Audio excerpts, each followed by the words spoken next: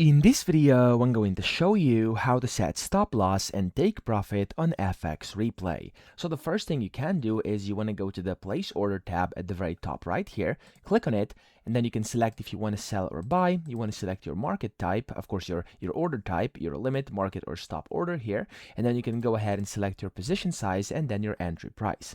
Now here you also have two options, which are the stop loss and the take profit. So if you enable these, you'll be able to set your stop loss in ticks, and then the take profit in ticks over here. And then you could also add a partial if you want to, and then just click on save and journal or just save, and that's basically how you can set a stop loss and a take profit on FX Replay. Now, if you already do have one order open, so for example, if I go ahead and buy point one over here, you can go down here to your open positions, click on this icon here, which is the three dots on the left, click on that, click on edit, and then in here you can then basically just add your stop loss and take profit after you have already created your position. So that's how to do it. Just click on save, and that's it. I hope this video helped you out. If it did, please subscribe to the channel and help me out as well.